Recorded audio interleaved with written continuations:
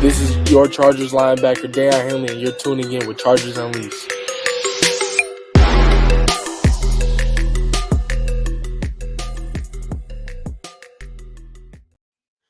Welcome to another edition of Chargers Unleashed. Jake Hefner and Dan Wolkenstein here with you from the LAFB Network. This is your first time tuning into the show. Make sure to hit that like, subscribe button on YouTube. You can also follow us on Facebook, Twitter, Instagram, Spotify, and Apple Podcasts. Dan Wolkenstein live at 5 on a Tuesday, May 7th, in the midst of all of the Charger offseason hype. Obviously, still coming down off the high from the 2024 NFL draft. Some moves have been made, obviously, since then. They're still building out this roster, everything gearing up for rookie minicamp, which kicks off this upcoming weekend. A lot of stuff to get into. As always, Dan and I love doing these live shows with all of you. Hello to everybody. Dan Wolkenstein, how are we, sir? You talk about getting off the high from that stuff. I'm talking about getting off the high from that Tom Brady roast, the Kendrick and Drake stuff going on. We got NBA playoffs. This is wild, some of the beef that's happening. I'm excited. I say this every year, every week. It feels like every day. I'm excited about this new Chargers regime, new Chargers era. This show is going to be a fun one, though. A lot of Chargers fans have a lot of questions, and we probably already have at least 10 to 15 questions in the chat. We have 3 or 4 that came in through social media that we'll get to here. Lots of topics. But Jake, I think I'm going to play the Drake role today. I'll let you take the Kendrick role, and you can take this one away. But there's no beef, so I don't understand that type of comparison. That's bizarre. But if you wanted to say like, oh, Captain Kirk, the Spock role, that makes more sense. I totally get that. Okay, Batman, so Robin. We'll see what the Chargers whatever team. It is. Yeah, who's at the controls doesn't matter. So we got some 2 main subjects outside of answering your guys' questions today that we want to get into, because we feel that obviously as we gear towards training camp, and obviously with some moves that we've been made, and when you start piecing together this Chargers roster, there's some questions that need to be answered now. Specifically this one that we want to start off with the subject titled Competitors Welcomed. This came about with the DJ Chark signing earlier this week. And obviously, Dan, when you start thinking about this wide receiver room that literally only had 4 rostered wide receivers on night 1 of the draft now has 11. And when you start thinking about the roster room as far as the wide receivers go, and how many they're ultimately going to end up being able to keep by the time that everything is done come late August, how are you going to siphon this out? Because now it's DJ Chark, it's Joshua Palmer, it's Quentin Johnston, it's Darius Davis, it's now Ladd McConkey, it's Brenden Rice, it's Cornelius Johnson, Darius Davis, Semi Fehoko. Keep going. I mean, it's ridiculous. So the competition alone for the wide receivers is going to be nuts, and obviously we'll touch on that. But we wanted to kind of filter through this to say, okay, wide receivers obviously is going to be a big competition, but what other position groups on this roster, offensive or defensive, is going to be a big competition as well? So Dan, let's obviously start it off with the wide receivers. Your thoughts? Yeah. DJ Chark. Yes. Hayden says Harbaugh and the Chargers can get away with these low-end receivers. Herbert will elevate good talent to great talent. Sweet Jumps says, may the best wide receiver win. And Gabriel Caldera says, friendly competition. This feels like the team is trying to go through every nook and cranny to find what player archetype, personality, experience can best fit what this team needs. And it's crazy. The dichotomy here is wild to me, because they didn't go, Malik Neighbors or trade up for Marvin Harrison or Rome Odunze or whatever, right? They went Joe Alt. Then they go and get 3 receivers in the draft, 2 of which are 7th round picks. So I wouldn't necessarily say that was a priority. Again, this is a 7th round draft pick. Regardless of whether or not they are steals, it's still the last round that you put investments in it. Ladd McConkey, obviously. They bring in DJ Chark, which, again, that's awful asterisk, when healthy, is pretty darn good. He's a playmaker. He's fast, a boundary receiver. He's got that contested catch ability. you don't know with Quentin Johnston. You don't know the future with a Josh Palmer other than possibly compensatory picks down the road if he doesn't get re-signed. Darius Davis, we're not sure what that turns into. Is he going to be a wide receiver or is he going to be purely a kick returner? Not sure. But I will say, this is a much deeper wide receiver room than we have seen on Chargers rosters in a minute. And while you could say maybe the top end talent isn't quite as high as Keenan and Mike were,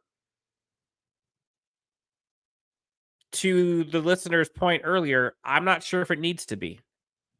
I'm not sure if it needs to be, because if we're being honest about this, what good did that do the Chargers over the last 4 seasons? It didn't win. I think separate question to this, Dan, because there's one name obviously that we have not mentioned yet, but obviously is pertinent to the wide receiver room, is Chargers were meeting with Martez Valdez-Scantling. Is that 11 wide receivers going to turn into 12 any minute now? I mean, I don't know. I mean, here's what I will say from the DJ Chark signing, the Valdez-Scantling meeting. Joe Ortiz is doing exactly what he said he was going to do. He was more specific about it with the corner position when he was going through all of his pre-draft interviews and talking about roster building, because he said, we will never stop looking for good corners. In this circumstance, he hasn't stopped looking for wide receivers. But I think that is pushing his message to say, we're always looking for ways to improve the team. Something that the previous regime, unfortunately, over a decade, didn't really do during certain parts of the season. So I like the fact from the standpoint of Joe Ortiz sticking true to his word very early on in his GM tenure. But at the same time, it's so strange, Dan, because now it's like, well, the Chargers are going to need all these wide receivers to fill in the gaps of Keenan Allen and Mike Williams, who are no longer here. And now it's almost, you got too much. Like, what are you going to do? And this is just over a 2-week period of time that this has taken place. So, I mean, I'm not so sure exactly what the final roster for wide receivers would ultimately look like if Valdez-Scantling is ultimately signed to this team. It's just going to make that competition battle so much more intense. Like, how do you see, well, before the MVS discussion, how do you see, which this will lead into one of the listener questions we had previously, but how do you see DJ Chark slotting in, no pun intended, to the wide receiver room right now? Like I said during our live show this past weekend, it's an interesting signing to me, just considering what the priority is going to be for the Chargers to start the game. Obviously, it's going to be run heavy. You're going to hope that you're going to find more 3rd and 4 situations than the Chargers have been lately and finding themselves in 3rd and 10 plus. Totally. So the run game is going to be the top priority here. And when you look at the wide receivers that you have on your roster pre-DJ Chark, you understood what the Ladd McConkey signing was. You understood what type of weapon he could be for you, filling that Keenan Allen role nicely. Joshua Palmer can obviously do that. He's proven it when Keenan Allen was out previously. Quentin Johnston, you're hoping for that second-year bump from him. Darius Davis, as of right now, is relegated specifically towards special teams. And now you add in Brenden Rice, Cornelius Johnson, guys that are going to come in here, guys that are going to come in here and compete. And I think for their skill sets, their mindsets, and obviously some familiarity with Jim Harbaugh as it relates to Cornelius Johnson, it fits from the blocking standpoint. And Cornelius Johnson is another guy who's basically just going to be a deep route, contested catch type of wide receiver. So for DJ Chark, really, it's, to me, if you're asking about an element that he brings, I mean, definitely the speed factor, yes, but he's basically going to be your another go route guy for you. So what is this offense really looking for? How many guys do you need that can really do that? That's what I'm trying to determine. Is what it's funny to me because so many people have all of these expectations for what this Chargers team is going to look like and the offensive scheme they're going to run underneath, a running style offense per what they've seen previously from Greg Roman. But I keep kind of going back to this. Like, we don't know what this new offense is going to look like. Nobody does. We can guess. We could guesstimate based on all the evidence we've seen. I definitely think we can count on it being a more balanced offense, but I don't necessarily think that means it's going to be less explosive. I'd argue it probably is going to be more explosive because it really wasn't explosive at all the last few years. They now have some guys who could take the top off that we've been begging for. Like Guyton wasn't that guy last year. Darius Davis could have. Quentin Johnston could have, but they both didn't for both different reasons. Ladd McConkey could definitely do that, I believe. Quentin Johnston with the right coaching, maybe. DJ Chark, if healthy, yep. That's 3 guys right there that could probably do it more than we've seen previously. And it was interesting. I listened to the Bootleg podcast with friend of the show, Brett Coleman. And I don't know if did you check that out yet, Jake? That episode? I did not. So fill me in. He had a really cool analogy referencing teams in football, but equating it to basketball terms. And he talked about the Chargers and them really not really being a 3-point team, or excuse me, he had it as like Chargers looked to be either like a 3-point team or mid-range, but like they had no paint game. Like and equating that to like run game, short, intermediate versus like deep explosive plays. And I kind of got to thinking about it, and I was like, honestly, Chargers didn't have anything in the paint, and it didn't have anything from 3. They were relying on short mid-range the entire time. And so what I kind of think through is, who can be this team's 3-point shooter? Who can be the team's center, if you will, in a basketball term, to get some easy layups, easy buckets? 3-point shooters, they simply have not had a 3-point shooter on this team since maybe Jalen Guyton a few years back, or Tyron Johnson a few years back. When do we have one hit quick shot touchdowns? And so I think that's the kind of the guys they're trying to bring in, folks who can kind of extend the range of this team to where they can do more than what they've been doing. Because it's just been, we've talked about it. Chargers fans have seen this. Like, it's been scratching and clawing, and Justin Herbert having to pull a rabbit out of his hat over and over and over again. That's not how it should be. Like, it should be easier. And they've just been battling this uphill battle. That's what I think they're trying to bring in all these wide receivers with different skill sets to enable them to have multiple bullets in the barrel to shoot for Justin Herbert, for the run game, for the offensive line, for the defense. So that's my soapbox thought. Do you see, or I guess maybe a question for you or guys in the chat, gals in the chat, if we're doing basketball analogy terms, who do you foresee, or maybe a better question, who do you want to be the team's 3-point shooter?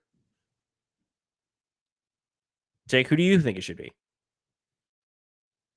I mean, if we're talking about it in those terms, I think right now it's kind of undetermined because, like, who do you want it to be? Like, who do you think it should be? I mean, who would I want it to be? Honestly, I would want it to be Quentin Johnston, but that's a lot of remains to be seen from that circumstance. I would want it to be that because it would help solidify spending a first round pick on him, and I would believe that after the disappointing rookie season that he would be motivated. And obviously you've seen videos of him training with Marvin Harrison Jr. in the offseason. And I'm sure as it relates to this wide receiver competition group in general, you would hope that the mindset would be there in order to take that bump to the next level.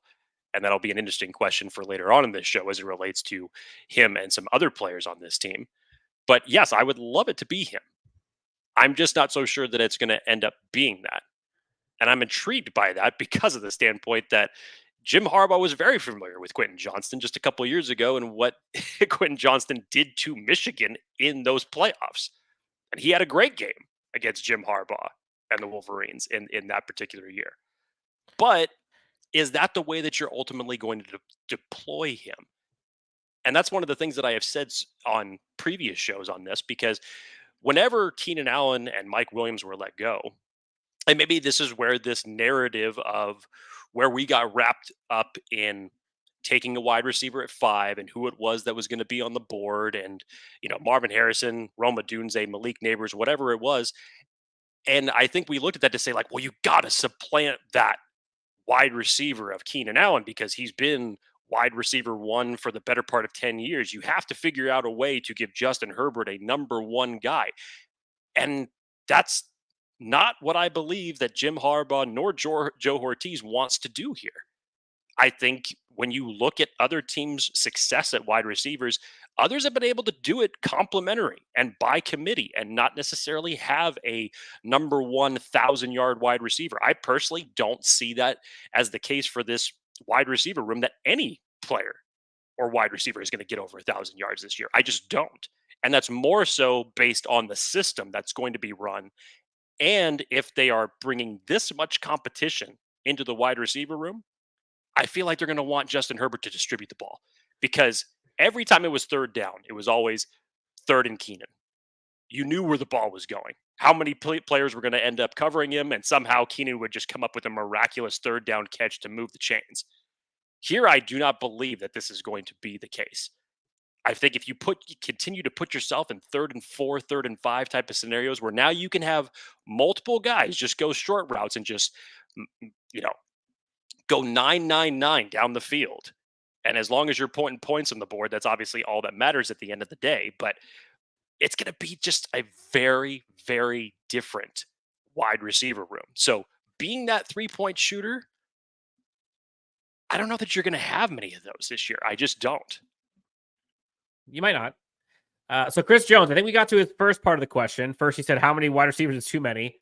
I think we got that number. On a more serious note, though, with the expectations of a lot of 2 tight end sets, how many receivers do you think that they carry, and how do you see them being deployed / kept happy? The kept happy piece and how they're deployed, I think we talked about a bit here. And that's probably one of the reasons why the Chargers did not go wide receiver at pick number 5, is because we've seen a little bit of rumblings with some of the national pundits here. Jim Harbaugh can give 2 shits what receivers want and how many catches they want and all of that stuff. Like, give me my targets. Like, that's not his MO. Like, he wants winning football teams who, what is it? Like, it's what's good for the bee is good for the hive, or vice versa. That's not him. But the question, how many wide receivers think they carry? I can't see them keeping more than 6.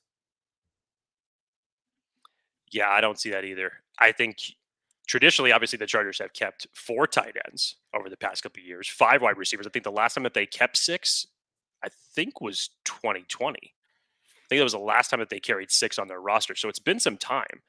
But I don't see, with all this competition that you're bringing in by rookie class who was already here on the roster and now free agents, I don't think that there's any way that you can keep less than 6. I was going to say, like, maybe 7, and maybe that tight end room is thin. I don't know. The Darius Davis one's the wild card, to be honest. Not that he's going to get cut, but because of the emphasis on the return game now on kickoffs.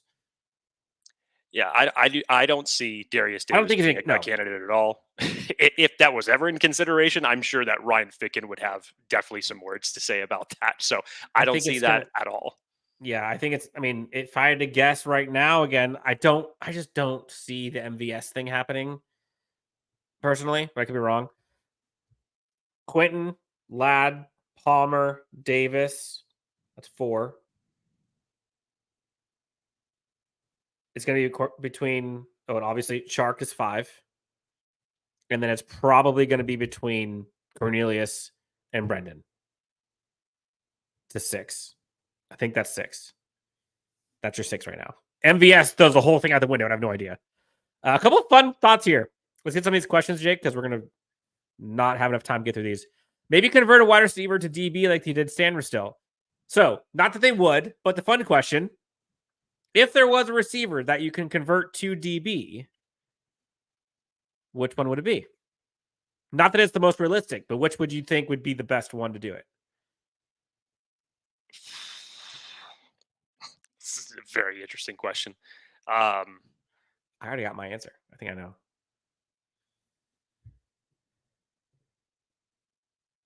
I mean, maybe you could just early say Ladd just because That's of what I his was gonna say. versatility and inside outside. That's probably where I would go. Interesting question. Yeah. A tier. I have a question for Jake about wide receiver. Will Ladd McConkey torch Jesse Minter's defense in training camp? I believe he will. What does Jake think? Let's go. I mean, look, Ladd McConkey has the educated feet. As good old Jim Ross would say, he's quicker than a hiccup. He's got all those type of intangibles to play inside, outside. I think Ladd is going to be a nice test for Jesse Minter's defense. But in terms of torching, here's what I would expect from Jesse Minter's defense, specifically the secondary. Why did you go get Jesse Minter?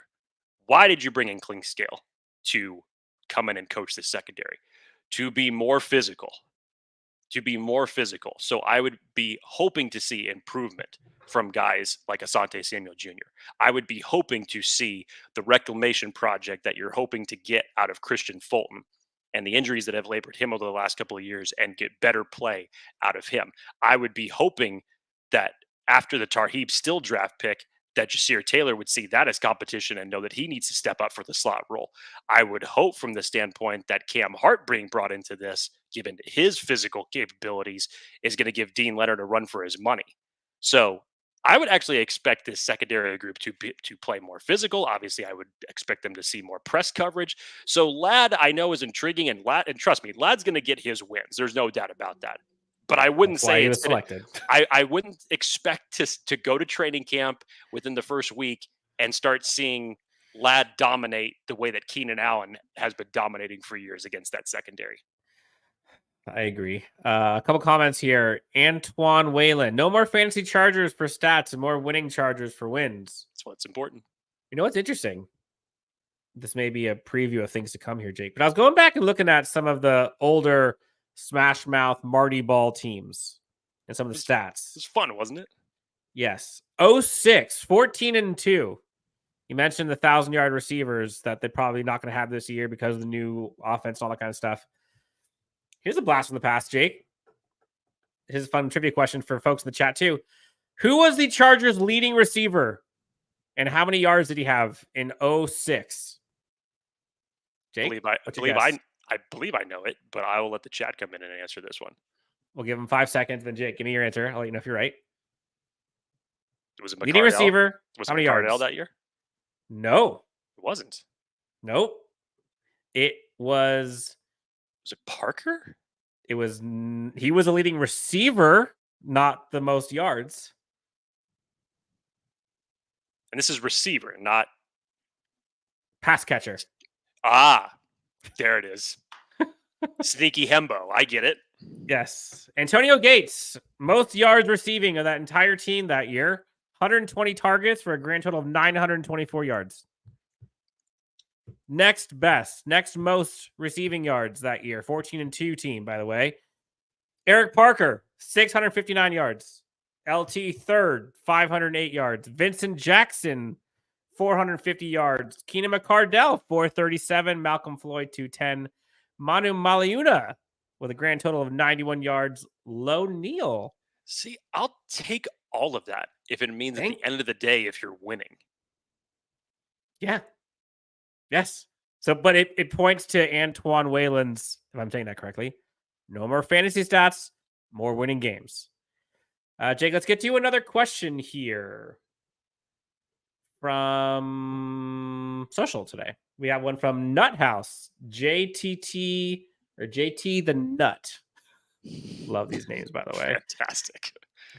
Let's see. Is it wrong? I see all the smiles and good vibes and think, man, I miss Keenan and Mike. They would be all about this culture. Yeah, it's not. I mean, it's not wrong. It's unfortunate. And Mike was like the ultimate good vibes player, personality. We had him on the show multiple times. You'd have loved this. You see like Daiyan Henley today, for folks who haven't seen it, hilarious. Daiyan Henley literally tries FaceTiming Jim Harbaugh during the roast. Doesn't answer. Jim Harbaugh then calls back Daiyan Henley from the roast just to say hi. Daiyan shows it to the stream that he's on. Daiyan Henley is all pumped. That's my court. That's my coach. My coach is cooler than yours. Does a funny dance. I mean, the team is so hyped. Garrett Sisti from the Lightning Round commented on this from that tweet I think they put out, was like, when's the last time we saw players this hyped for their coach coming in publicly?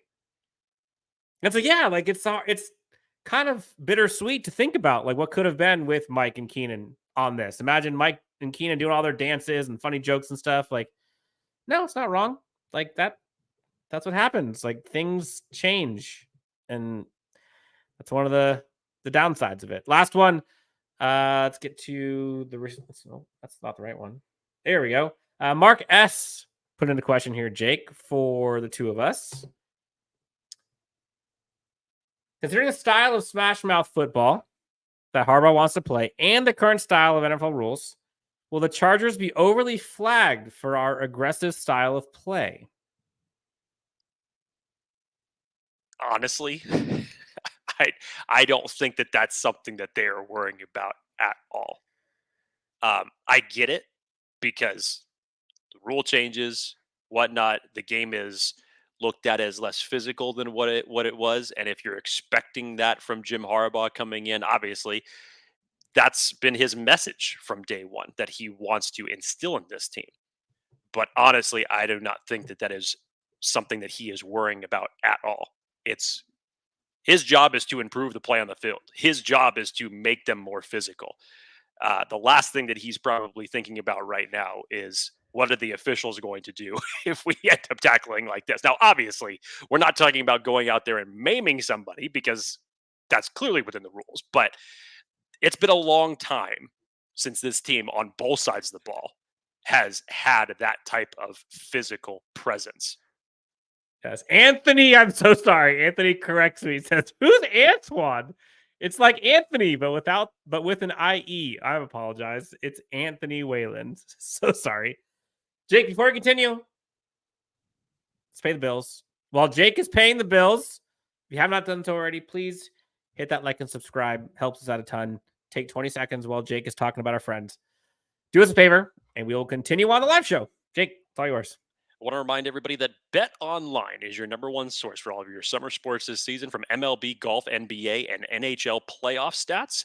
All the latest stats, news, and scores available to follow your favorite teams that are out there. Get the latest odds and lines, including the latest team matchups, player props, and odds on just about every sport out there.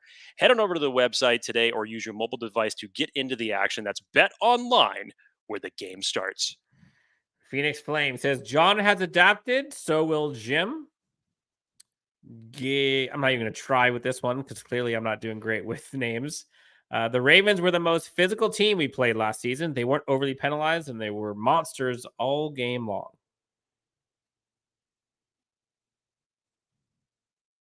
Don't worry about the laundry that's going to be thrown on the field. Just go out there and play. Yep. Jake, let's look at some of these other comments here. 619 at your doorstep says, what's up, guys? Great pod per usual. Thank you, by the way. I got a question for both of you. What's the best move this organization has taken this offseason? What is the next best move they can take? Thanks, and bolt up. We can't say Jim Harbaugh.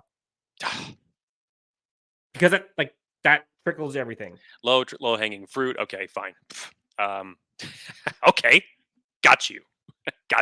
He's going to say Joe Ortiz. No, I wasn't going to say that, actually. Okay. No, I wasn't going to say that at all.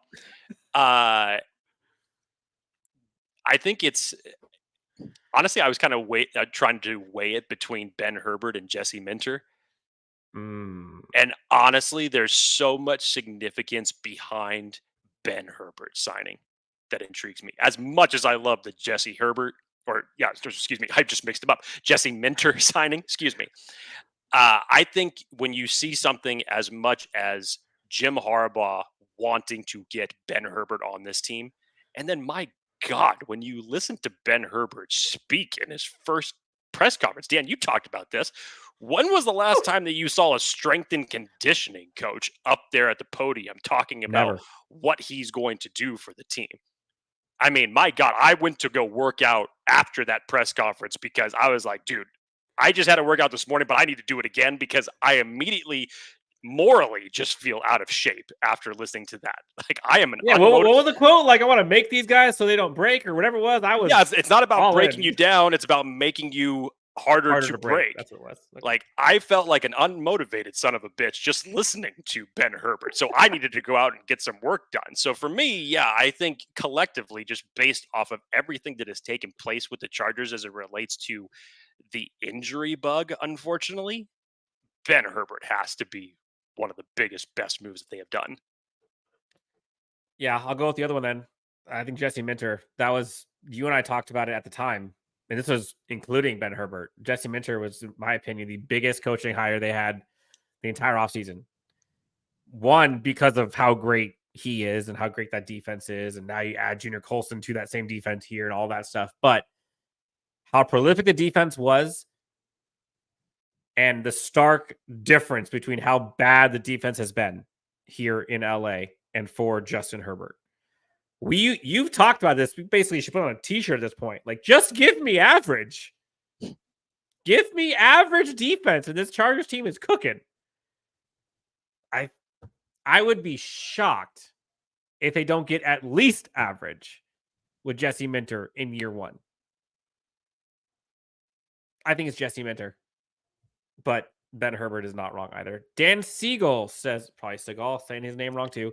Apologize. Happy Tuesday, fellas. I don't know about you, but outside ASJ, DJ, Joey, Mack, Tuli, Henley, and Colson, a lot of names, by the way, I don't feel good about our DT and corner starters and depth guys behind Henley and Colson. Good question. For actually a great one for kind of a transition into our next subject piece as it relates to this show. I follow you, Dan. I follow you. In general, we kind of, on our live show on Sunday, we went through each position group and said, just from perspective, is this position group, let's just use offensive line, for example, is this position group stronger now after the draft than it was last year? And we went through every single position group to give that answer. And honestly, some of them were incomplete, especially as it relates to the secondary group. Yeah, you feel better about it because it's deeper, but in overall performance, there's a lot of guys that are now part of this group that have not collectively played together before, or are rookies coming in, or guys that need to step up. So some of these ones we couldn't answer on Sunday and give a straight answer to. So it was tough. So there still are a lot of questions to this, which leads us to the second subject of this pod, Dan. We wanted to talk about which players need to step up this year. Now, there could be a cavalcade of answers to this. Obviously, multiple position groups that need this. For this argument, we will obviously leave the rookies out of it because we already know what they have coming in on their shoulders. And for some of them, we know that there's big expectations. But we're talking about guys that are either need to not have that second year slump, that they need to see a bump in production based off their rookie season, or we're talking about guys that have been on this roster that possibly could be, because of competition that's brought in, right on the bubble fringe. Who knows? So there could be a multitude of different answers for this, honestly. And when I was going through and I was looking at this data, it took me back as I was then looking at the draft classes. And by the time I got to the 2020, why did I say 2020? That's a lot of 20s. That's a lot. Wow. What draft class am I talking about? The 2020 draft. To only see Justin Herbert and Alohi Gilman be the remaining players on this roster from that particular draft, I already knew it, but to just see it visually was just like, oh God, don't need that reminder. Thank you. So let's go through this. I would love to hear, Dan, just from you off the cuff. What do you think immediately? Who comes to the top of mind? Everybody in the chat, drop your players as well. We can kind of go through this. Oh man, there's so many ways I can go here. I mean, I think the names that come to mind, I'll give you a few. Zion Johnson is one. Obviously, Quentin Johnston in year two. But Zion, I think, is probably bigger for this team because of what this offensive line priority is. Man, I could say Daiyan Henley needs to step up, but I don't know if he qualifies because he hasn't had a chance to step up yet. He was hampered by an injury last year and didn't get a chance, and it is what it is. I think it was a hamstring injury, I heard. It might be Derwin.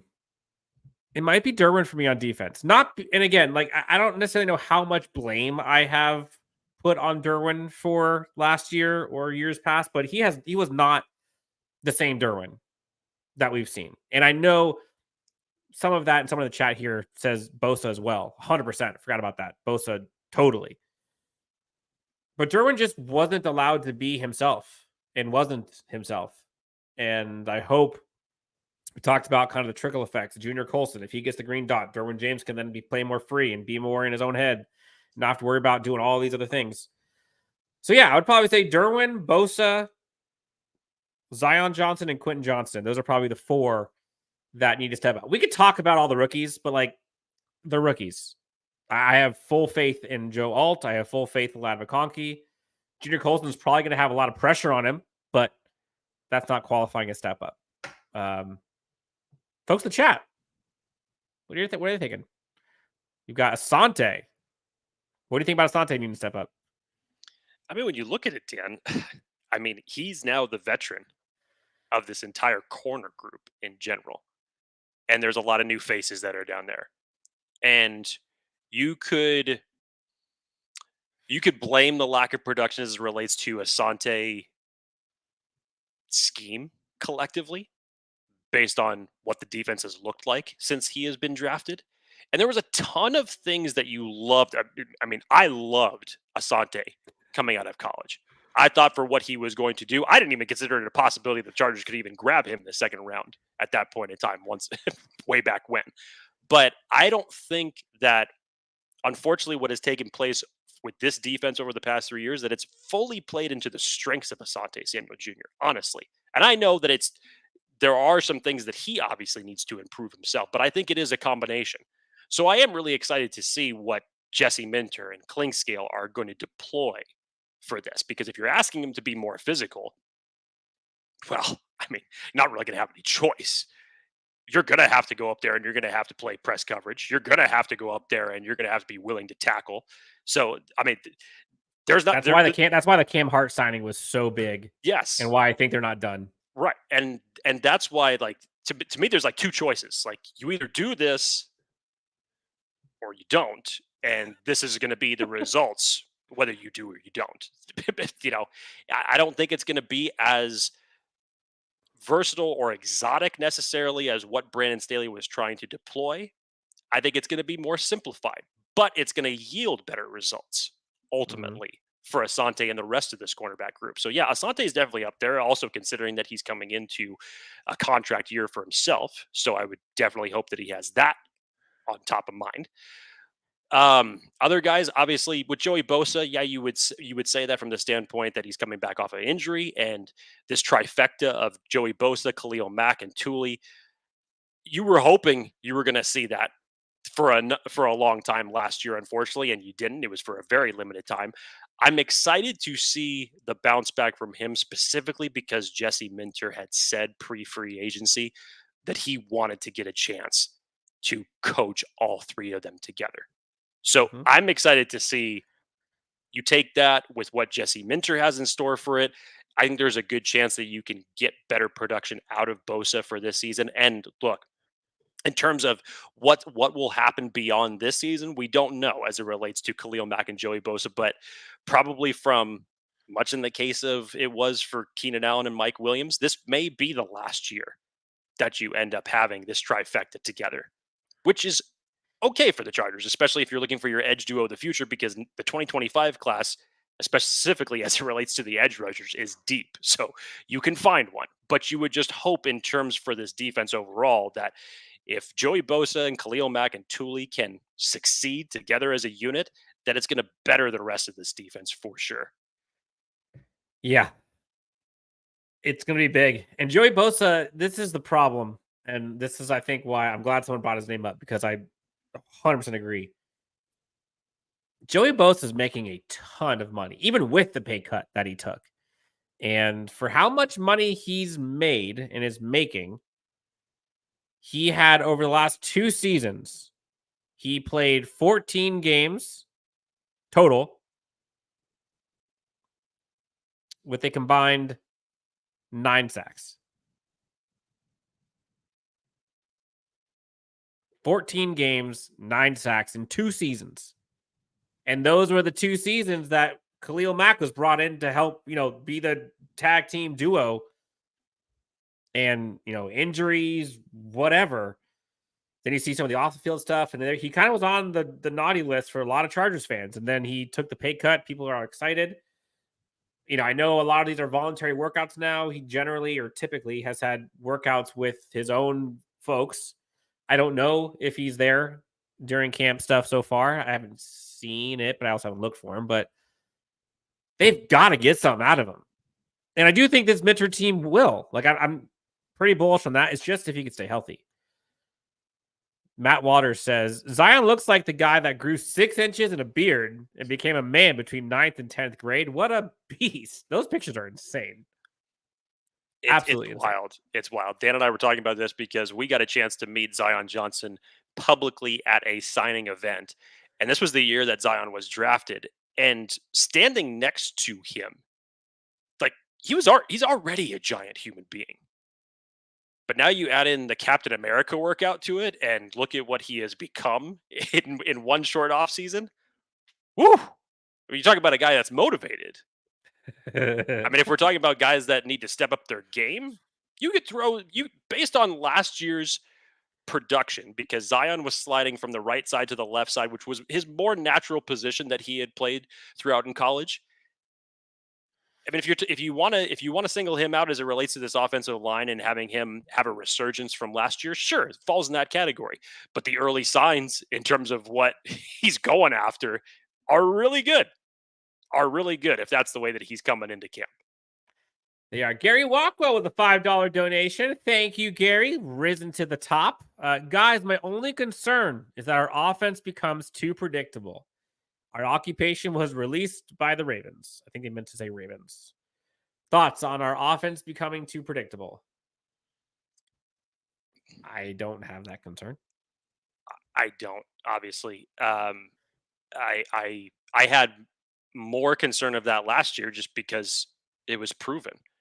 Week in and week out, offensively and defensively, the team did not adapt, wasn't capable of doing that. And that was for a variety of different reasons. Unfortunately, whenever they tried something new, it just always felt like it was way too late. And hence your results of seeing Justin Herbert not being able to finish the season due to injury.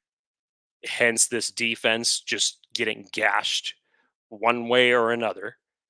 And I felt like it was easy, honestly, for teams to prep for the Chargers. And I hate to say that, but I honestly felt like it was. Because you knew coming in that this Chargers team did not run the football, which is wild to say considering the running output that this Chargers put up in week 1 of last year against the Miami Dolphins. I've never seen such a drop-off like that and that big of a tease ever. No. So when you can't run the ball, defensively, you already know what it is that you're going to do.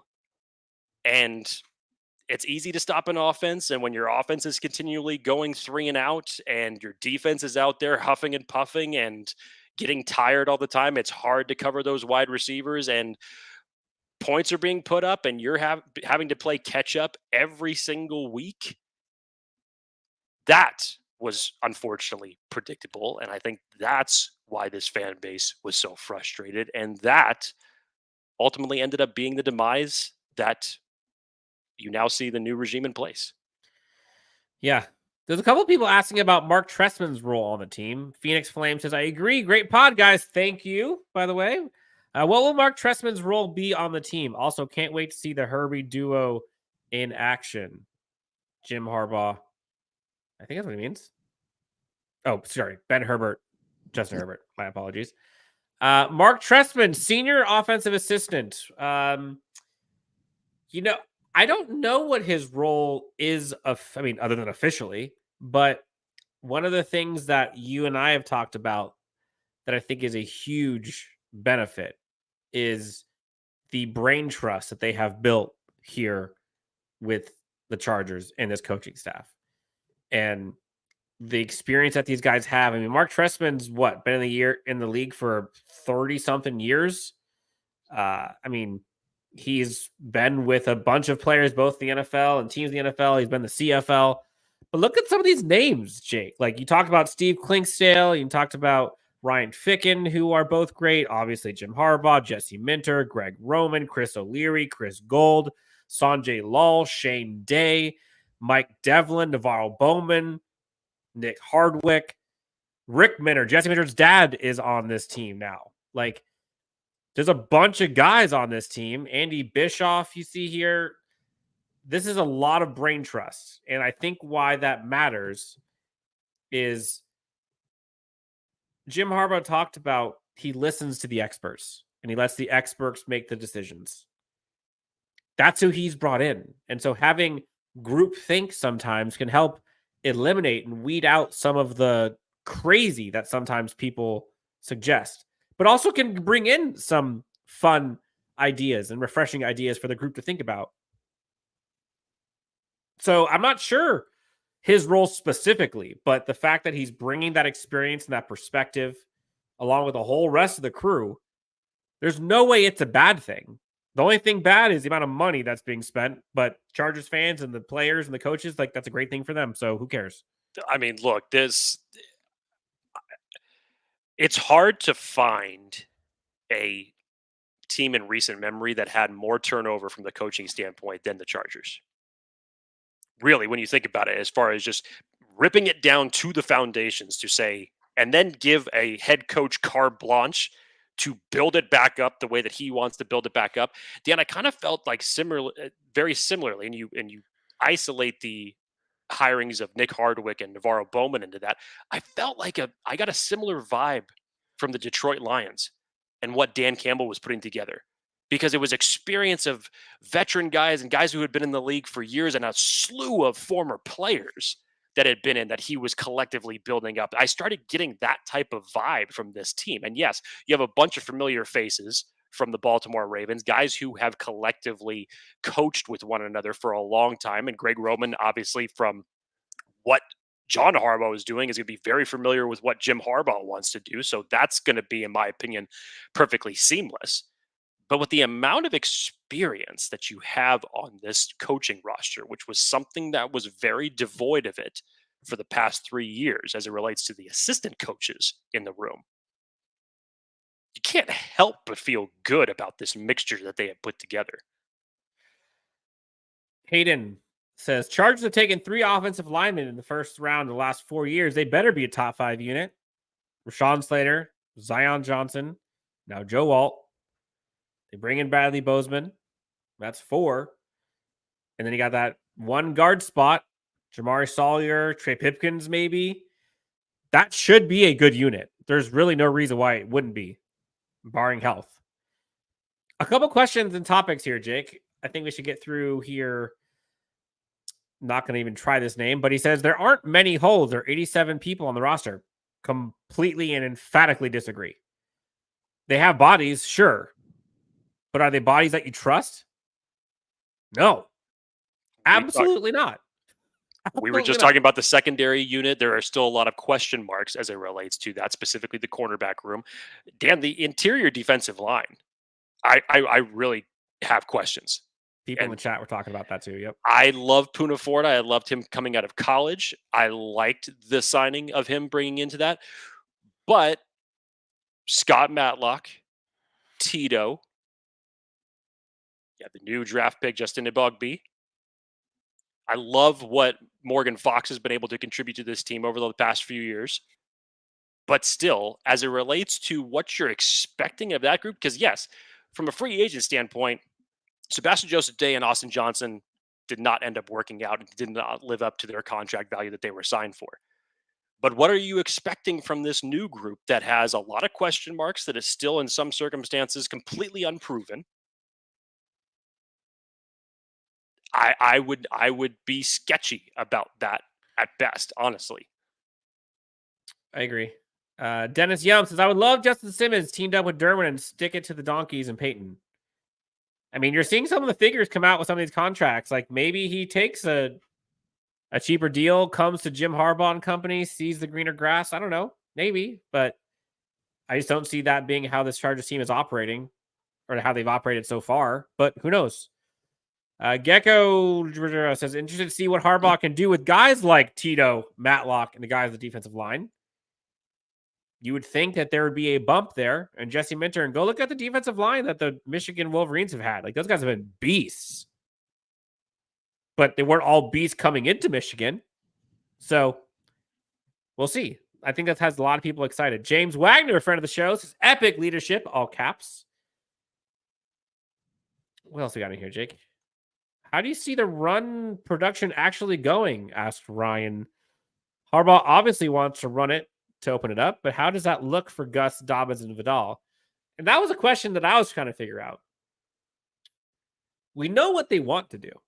And this goes back, and I'm not at all comparing Jim Harbaugh to Brandon Staley. Like, that's not what this discussion is. But we heard so often Brandon Staley talk about like tough and rugged, the mentality that they wanted this team to be, and that they were trying to take on that persona. And it just never happened. Ever. Never happened. You're hearing a lot of like the physicality and balanced offense and run and ground and pound and taking pressure off of Justin Herbert. So the question is, do they have the guys now to do that? And so to Ryan's question, like, how do you think production actually goes? We got teased like all hell week 1 last year on the running game. And then since week 1, they were like historically bad. How do you see it actually going with the current group? And the folks blocking in front of them, I think, is probably just as important. Yeah, I don't think that this is going to be a similar type of situation where, and again, we talked about this on the live show, when Austin Eckler was really the only running back out of the stable that was producing, and you hear Austin Eckler in press conference saying, like, we're still looking for running back 2. Who's going to step up out of that unit? And you see 3 straight years of draft picks being spent on running back on day 3 that just never ended up panning out. I see this as being a completely different situation on how this team is being built. Obviously, just based off of familiarity, production. Gus Edwards, obviously very familiar with Greg Roman, J.K. Dobbins, who's a former second-round pick, and Dan and I love to say this, but we wish we wouldn't have to say it. And when he is healthy, he is productive, and he fits that bill of what Jim Harbaugh and Greg Roman want to do very well. And I see the same for Kimani Vidal. I see the same thing. And honestly, it's going to be similar to how Baltimore deployed their running backs. Because yes, are you going to have a guy who's eventually going to take up the mold as RB1? Yes. But that's not going to be your 3-down back. That's not going to be a guy who's going to be carrying the rock for an hour. They're going to go full running back by committee, and I don't think that they give a damn who it is as long as they are churning the yards. So expect a heavy dose, expect a nice mixture, and let's run. Gabriel Caldera, thank you, my friend. I'm giving you a huge, what do you call this? The victory. I don't know what that is. Prediction on the Chargers week 1 opponents.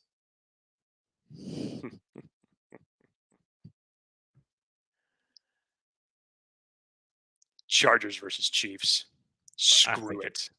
Screw it. Yes, you're going to be celebrating their second consecutive Super Bowl, what have you. It's most likely, obviously, it would be in Kansas City under those circumstances. Screw it.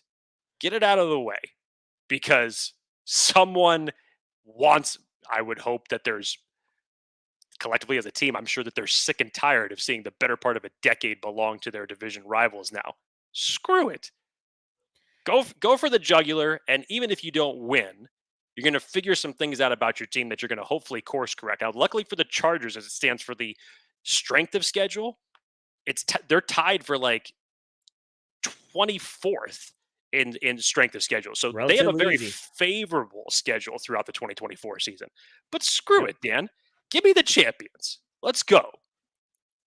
Predictions. My first thought was Chiefs Ravens. Those are the two that I was battling between. Both of those would be box office. I think they're going to want to keep some of those for prime time. So I'm going to hold out on that. My prediction. I'm looking at the schedule now. They have not the schedule, but the opponents. They have Raiders, Ravens, Bengals, Saints, Bucks, Titans, Cardinals would be fun going up against Marvin Harrison Jr.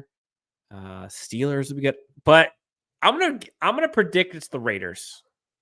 I think it's gonna be the Raiders, which going up against former GM Tom Telesco, a lot of former Chargers players we've talked about. Like every time Chargers Raiders play, it's always a great game, except for week whatever that was, and they got blown out like 1,000,000-4. Otherwise, it's been pretty good. HH4 ask over under on alt pancakes on Mad Max. Control alt deletes on Mad Max. Jake, how many do you got this year? On pancakes, I mean, come on, guys. Look, I'm all for how Joe Alt is going to improve this offensive line. But you're now talking about a rookie coming into this season and going up against one of the fiercest defensive players in the game. So as far as pancaking, look, I'm not saying I don't want to see it. I'm not saying that it can't happen. I love pancakes. I love pancakes. Triple, quadruple stacked, it doesn't matter. I love that. But would you rather, okay, question, would you rather have a bunch of like the silver dollar pancakes or like the fat ones? No, get like one or two. Take me to International House of Pancakes, dude. And let's go. You are a cheap date. Okay. IHOP? No, hang on. No. I'm not talking about IHOP. I'm talking about the International Pancake House. I'm not talking about IHOP. Okay. Yes. International House of Pancakes. House. Yeah. A lot of people get those confused. But okay. Hell, even if it is a cheap date, hell with that. I'm getting a lot of pancakes. Food. It's also pancakes. It's pancakes. It's good. They got bananas and everything like that put on them. I'm down. HH4 says Harbaugh has intangibles you just can't find. True leadership. Dennis Yum asks, what Staley guys worked out for the Chargers? SJD, JC Jackson, Austin Johnson, Kendricks, all trash. Let's go through the list. SJD didn't work out. JC Jackson didn't work out. Austin Johnson didn't work out. Eric Kendricks. I wouldn't say he didn't work out. Eric Kendricks was fine. But again, if we're being honest, there were guys that were brought in that were good. Cameron Dicker was brought in by him. So was Khalil Mack brought in by him. Bryce Callahan was brought in by him. Kyle Van Noy was brought in by him. So let's be real here and just be accurate. Hayden says they definitely do have the guys. The roster turnover says it all. Do you think they have the guys to do what they want to do right now? Right now. Look, because we haven't seen the finished product on the field, it's hard to accurately say that. But I think you can. I don't think they do. I wasn't going to say that either. But it's hard to say that they have the guys. I mean, yes, you know that they want to run the ball. I think you could feel better from the standpoint of they got deeper at critical situations. I think that they definitely improved their run blocking as it relates to what they did in the tight end room. It definitely is not going to look like the way it was over the past couple of years. It's going to be very different in terms of how they're deployed. Wide receiver, like we said, you started off night one of the draft with 4 wide receivers. You currently now have 11 on the roster, but you haven't even seen this group play together. And 3 of them are rookies coming out of this. So you could say in certain circumstances, I feel better about the linebacker group. I feel better about the potential of Daiyan Henley and what he can do athletically at that spot. And obviously with Junior Colson coming in, as Dan has talked about many times since, he may be the guy who's going to start off with the green dot because he is going to be so familiar with this defense on day one when he walks in. I do feel a little bit better about the secondary depth, but overall, the impact of it, that remains to be seen. So there still are a bunch of question marks as it relates to how the roster is being built out.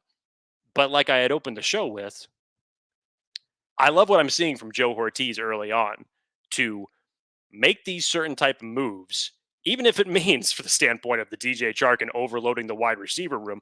I think in general, it's speaking to the message that he started off by saying, I'm always going to be looking for ways to improve this roster. It does not stop after free agency. It does not stop after the draft. It does not even stop during the season. as this question pointed out, 87 guys on the roster. That means that there's 3 potential spots that you could fill after preseason is done right before week 1 to try to add to this roster, which the Chargers should very well keep their eyes open for. Yep. This pancake thing's taken off, Jake. Real quick, is there a possibility we trade or cut Darius Davis and have Vidal? I think it's pronounced Vidal. I'm not sure. Kick return, punt return. No. I don't see that either. I don't see it. I don't see either one of those things happening. All right. Pancakes. Question came in, Jake. Very important. Probably the most important question so far this week. Phoenix Flame. Waffles, French toast, pancakes. And why is it pancakes? Because it's always going to be pancakes. You're not going to do waffles, French toast. It's pancakes. 100% pancakes. Wait, you're trying to like put words in my mouth now? Yeah, no, I'm putting words in my mouth. It's pancakes. Oh, okay. And any other answer is wrong.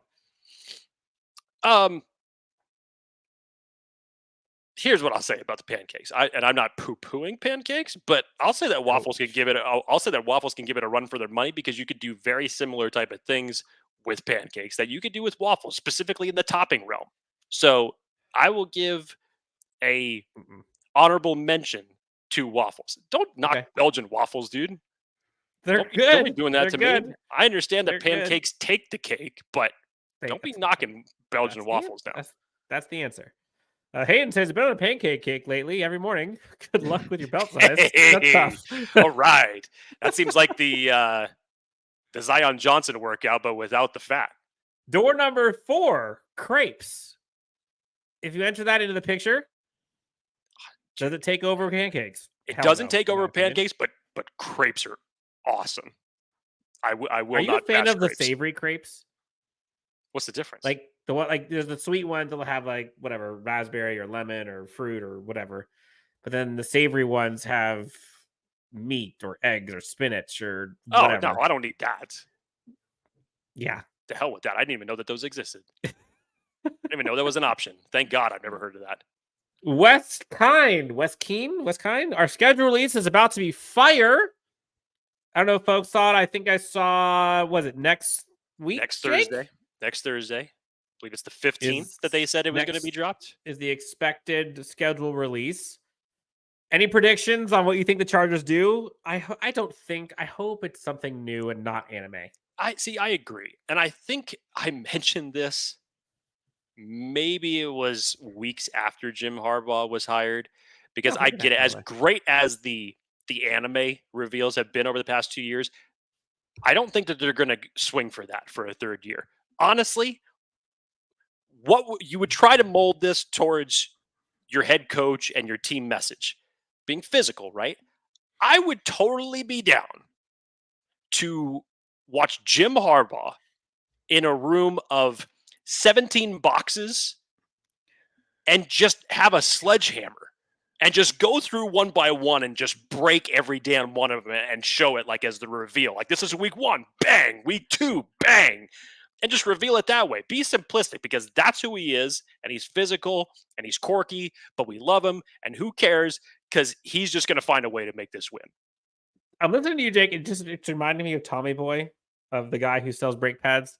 Because that's who I am, and that's who I care about. The whole rant he goes on. Chris Farley? No, the guy who owned, the guy who Chris Farley was trying to beat out, the other company. We make car parts for the American working man because that's who we are. That's who we care about. That's what Jim Harbaugh kind of reminds me of Chris Farley's dad in that movie, by the way. Like, just that type of personality. So yeah, Gabriel Caldera, thank you for the $5. Man, you guys have been fantastic with these donations today. Thank you. I saw somebody on X, so social media, someone said it's not my idea, but how great would it be to do something in like a rap battle beef type thing, the Kendrick Drake thing, or like another one if they took like a roast angle, kind of like you saw with Tom Brady. Or like something with like the Taylor Swifties and I don't know, it'd be kind of fun. I mean, I get it, because they've kind of done that subtly when they did their anime schedule. You know, we obviously saw what the showing was for the Kansas City game and something that was going on with them and their fan base at that point in time. And we saw some of the shots that they took at a former Jaguars head coach in that reveal. So I could see it. I mean, that would be interesting. What if? Okay, let's just say if it was a rap battle release. That'd be sick. Come on. Now you'd have to give me like either you would trade off on a week by week basis, or maybe you would say give me 2 players that you would say that would come with the bars to reveal that opponent for that week. Or maybe they bring in a celebrity to do it. That'd be funny. But yeah, Imagine get creative. imagine I like that idea. Imagine Lil Wayne or Eminem or someone coming. I don't know. That'd be sick. I'd be all about it. Tony Reyes. I don't know what he's in the water. He says Wheaties and beer. Dude. Do you put the beer in the bowl with the Wheaties? I love it. I love the mentality. You love that? No, hang on. I love the mentality because I know exactly where he's going for. What are you talking about, dude? It's like the same thing that any wrestler that you were a fan of would tell you. It's like, I'm going to chew nails and I'm going to do this. It's just like, yeah, I feel you, dude. Show your testosterone. I got you. Show your what? You heard me. Flex, dude. I'm all about it. It may not your testosterone. You heard me. Don't try to put words in my mouth. But flex, dude. I got you. It may not be kind to your waistline, but you do you. Oh man, we were completely off the rails here. 7 minutes until we're out of here. Last chance. Put your questions and comments. I'll try to go rapid fire while I wipe my tears of laughter. Tay Jackson says, will Jim Harbaugh bring a championship to the city before the Lakers? Good question. Ooh. Who will get a championship first? Chargers or Lakers? Hell, put the Clippers in there too. It's a good question. It's a very good question. I guess that would probably hinder on whether or not LeBron would return to the Lakers next year. Or what they add to that squad. Or honestly, what they add to it. We still don't even know who the head coach of the Lakers is going to be up until this point, but I don't know. It's hard. It's just have it be LeBron at this point. Yeah, just have him play all 5. It's the same thing anyway. See what happens, right?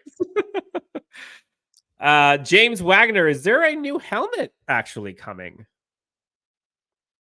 I've seen rumblings, or I guess asks, of a Chargers new jersey or helmet combo type thing. I think they can now have 3 helmets. So could be. I've been on record. I want like the dark midnight blue one, the navy. That'd be sick. HH4 says the Harbaugh era is going to be so satisfying. Brad, out of left field, bang, bang, bang. I'm not sure what that's about. I think that was my reference to having Jim Harbaugh on the schedule release video. Your excuse to flex your biceps. Cool. See, a cheer says Dan and Jake, bold prediction. Gus Edwards will be averaging 127 yards a game first 6 weeks, 13 total touchdowns, Chargers 5-1. I mean, Gus Edwards 127 yards by himself? I would rather see Gus Edwards at 62 yards, J.K. Dobbins at 54, Kimani Vidal at 38, and maybe you get one or 2 touchdowns out of that group, and the Chargers end up winning 28-14. I'll take that. Yeah, I would too. Did we dodge a bullet with neighbors? Asks the chat. I don't know. I know I heard Matt Money Smith talk about the guy who he'd rather have a Joe Alt and, you know, the personality and what he looked like after he got off the bus or out of the whatever van in New York. I don't know.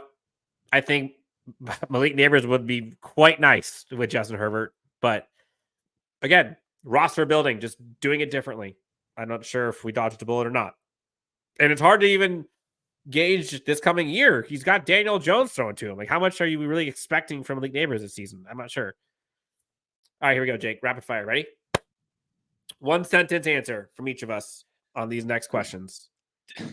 This one requires context, unfortunately. Demetrius Jones asks, Stephon Gilmore to the Chargers with eye emoji? Here's what I will say, because yes, this falls into the message of Joe Ortiz saying we will never stop looking for good corners. Now, I'm not saying that it's not possible for Stephon Gilmore to come in, and Dan and I talked about this a little bit, but You take Stephon Gilmore now, at his age, and you insert him into this secondary unit. I think that you're going to have a lot more responsibility on Stephon Gilmore's shoulders than what he had in Dallas, because Dallas already had a ridiculous secondary. They already had their CB1, and they were deep on top of that. So Stephon Gilmore going to the Dallas Cowboys at that point in time, that was a luxury. That just made his strength even stronger. If you were to bring Stephon Gilmore into this unit, I'm not so sure the results that it would actually yield, because this is not 25-year-old Stephon Gilmore anymore. And in this secondary unit that has a number of different question marks on it, it to me would just be a completely different situation in terms of the expectations for it. All right, here we go. Rapid fire. Good evening, brothers. Have you all seen Deion's Twitch streams? They are hilarious. Yes, we talked about it earlier on the show. Also, had him on the show last year. Honestly, he may have been the funniest and biggest personality we've ever had on the show. Like, that dude is so funny. He was hilarious. And also, we'll talk about this on a different episode, not the time. The potential of a Daiyan Henley Junior Colson linebacker duo is just sensational. Those two fit so well with Jesse Minter's type defense, like with each other. Got Navarro Bowman coaching him up. You got him standing on tables for Junior Colson. Like, we'll talk about that more later. Honestly, have y'all noticed that Jim Harbaugh has tripled every Chargers podcaster's subscribers? That's the Harbaugh effect. It's definitely helped us. I wouldn't say tripled, but I would say that it's definitely hit a home run for the fan base in terms of the excitement. When you look at what the last 10 years of head coaching unfortunately hasn't produced, this is the best coach that you have gotten since Marty Schottenheimer, and one that's been established, one that's been a Super Bowl, and one who has found success every single place that he has gone. So the home run vibes deserve to be in the Chargers fan base right now. I agree. James Wagner says, bold prediction with the new special teams rules. How many kick returns for touchdowns for Darius Davis? That's a good one. Over under. I'll do over under. Measure it from what he had. Okay, because he had one last year. I was going to say 2.5. measure it. 2.5. I'll do 2.5. Folks in the chat, hit the like and subscribe and comment. Over or under 2.5 touchdowns for Darius Davis on special teams. This is still Ryan Fitkin. I would assume that whoever is going to build out this special teams unit obviously is going to have a better message in terms of blocking, because that's a message that's not only held by Ryan Fitkin, but obviously your head coach. Now, I'm going to say just under, Dan. I'm going to say just under, and I'm going to put it at 2. I'm going to go over. That was tough. That was a good question, though. Took a break from studying, and I see the boys are live. Yes, we're live. Beer Foam League. Right on cue, by the way.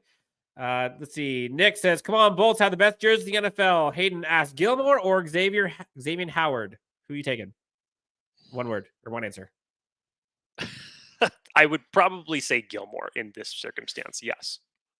Brad says Gilmore is a savage. Probably knew you were going to say it. Hunter Smith says bold prediction. Jim Harbaugh and Andy Reid get into a slapping match in midfield sometime between now and the next 5 years. Slapping match. Good Lord. Gabriel, what does your hat say? Toy Pines. Went there with my wife for the tournament. It was fun. Do you want MVS or is it overkill on wide receivers for a not so great wide receiver? I think at this point it may be overkill, because if I'm not saying that MVS isn't bringing competition, but great, good for you, Dan. I wouldn't say that MVS isn't going to add competition, but in the same circumstance we were talking about with DJ Chark, where does that leave the rest of the guys in this roster? Honestly, why did they draft him? Why did they select him? I mean, we thought about the possibility way back when, once upon a time, when, because of the salary cap reasons, that Mike Williams and Keenan Allen, for those specific reasons, were not going to be on this roster. Now you're telling me that you would possibly be in a world where, what would you do? Let go of Joshua Palmer? I don't think so, when he's basically the one remaining wide receiver out of this group that has the most experience with this team. And Justin Herbert has connections with, yeah. Yes, that would just add way too many questions to me, honestly. You bring in 12 wide receivers for a competition that obviously you're going to have to whittle that down to 6. That's tough. Yep. All right. Last few questions here. What are the needs on defense? Jake, I'll take this one. I think it's corner. I think it's interior defensive line. And I think it's edge. Those are the 3 spots I can see. Corner being the top one. I think they're bringing a veteran. Joe Fernandez. Hey, you guys. Bunch of party hats. Love that. What's your deal? Over under. Oh, over under on how many touchdowns Darius Davis got. Was that what it was? I think so. I hope so. No idea. James Wagner asked, any gems in the UDFAs standing out yet? Yes, absolutely. Good answer. Next question. No, go ahead. No, there's actually a few that I really like early. Obviously, Akeem Dent, I think, from the safety position. There's still a lot of competition to be had behind Derwin James and Alohi Gilman right now. And from what I've seen, obviously, you're still adding that Florida State pipeline in there as well. Michael Mason, we were talking about the interior defensive line earlier out of Coastal Carolina. Obviously very familiar with one Gerard Clark. I think he could push for some extra playing time. The edge 4 competition for who's going to give Chris Rump a run for his money this year, I think is definitely open. There is a few. Honestly, I look at it right now and I see 4 or 5 that could make a nice competition to make the final roster. A couple of important questions here to round this out. What clip number do you use on Manscaped? My God. I'm going to leave that one for Chargers Unleashed After Dark. There you go. When we drop that show, I'll let you know. Right on cue. Perfect. What are they going to do with Woods? Competition. That's too good. Let's see. Haven't you guys seen the Pete Carroll Harbaugh talk back in the day? What's your deal? Oh, thank you. Yes, I forgot that part. What's your deal? When Pete Carroll, Jim Harbaugh met midfield, had they didn't slap each other. So that kind of got ahead of my head here. I apologize. Had the altercation. Yes. Jake, anything else? We went through a ton here today. Thank you, by the way, to all the comments and questions you guys pulled through. You guys have been awesome. Anything we missed that you wanted to discuss, Jake? We went through the competitions, different rooms, different players that had to step up, all the fan listener questions. I guess the last question here, but Jake, the floor is yours before we get to the question. I mean, I was just going to say the competition as it relates just in general. First of all, I think that the front office and coaching staff has done what they needed to do to bring in players in order to feed competition at certain positions. Now, obviously, the roster's not done. I think there are still moves that will be made over the next several weeks. But in terms of where we were, you could say pre-free agency, post-free agency, what this roster was going to look like, which took us into the draft. And now where it currently stands, you have to tip your cap. I mean, they brought in a lot. I mean, look, did we ever think that we'd be having a competition now about, the Chargers are going to have too many wide receivers? Just 2 weeks ago.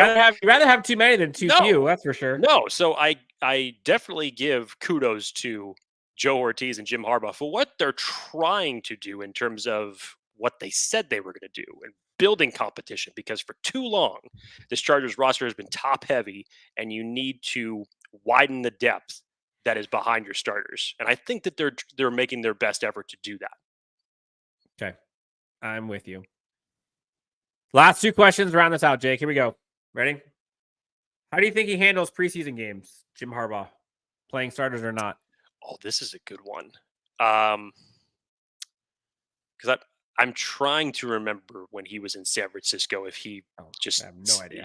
Hit the F it button and still played as starters, because now, you're only looking at 3 games instead of 4 of what it used to be. But I think with so many new players on this roster, and obviously it being his first time and getting familiar with them, I think by that point in time, he's going to have a good idea of the guys that he needs to sit, the guys that he knows are going to obviously be his starters. And with the competition that we've been talking about, give them every opportunity to fight it out for 3 games to see who ultimately makes the final cut. Last one here.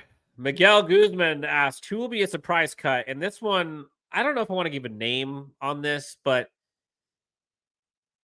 this training camp, offseason, preseason is going to be so important and so impactful. And there's going to be tons of camp battles.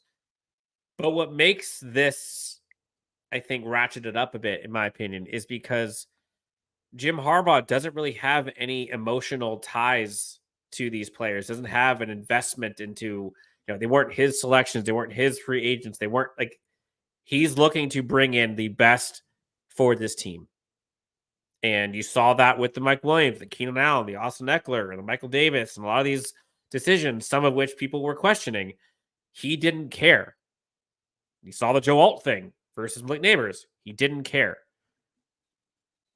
Guys like, I'm not going to say names who will be cut, but names like Donald Parham, Isaiah Spiller, JT Woods. These names are important. Like these games, these times, these reps are going to be huge. Guys, I'm not saying they're going to cut Quentin Johnston, but this is a massive offseason for him and a big time to step up.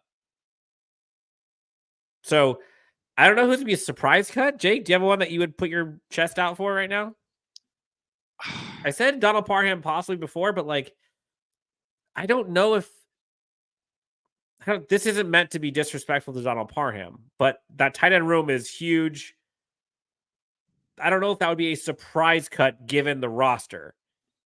Maybe it's looked at as a surprise cut considering what your tight end room looked like a year ago, because it was built more from pass catchers than it was for run blockers. And then because of what you have, are the Chargers traditionally, they've kept 4 in the previous years, where maybe you only keep 3 this year.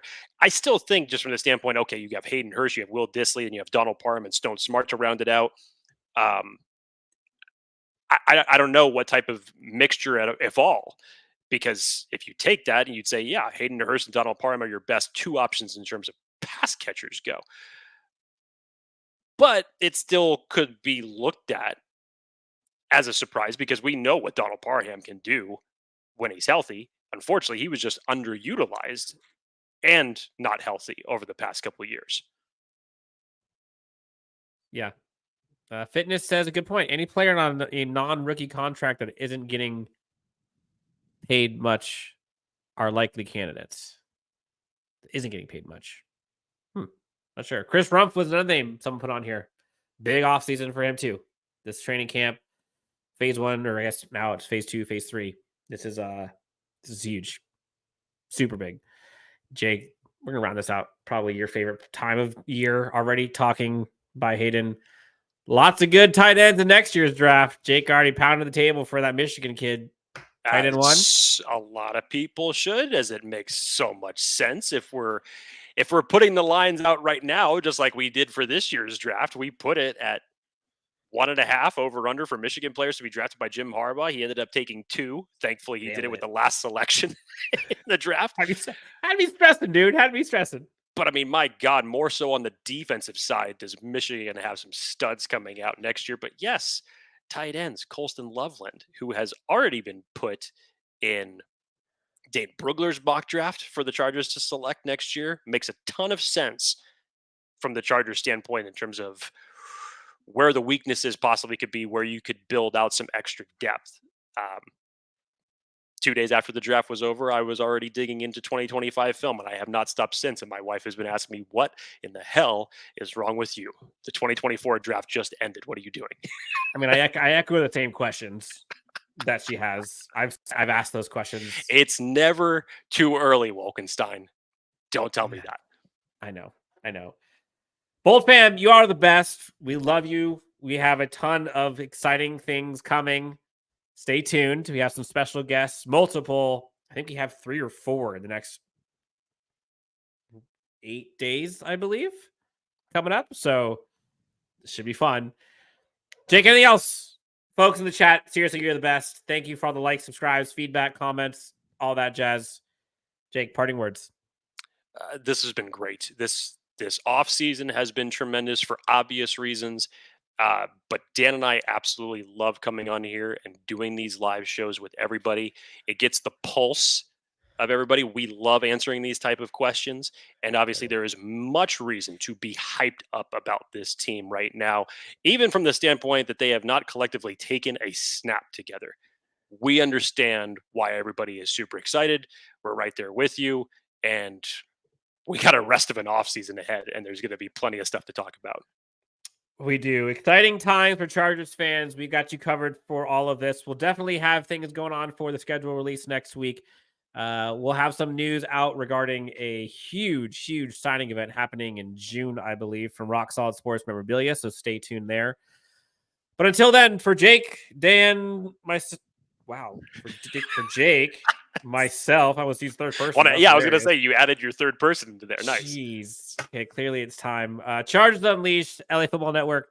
Thank you all so much for tuning in. We'll talk to you next time on Chargers Unleashed.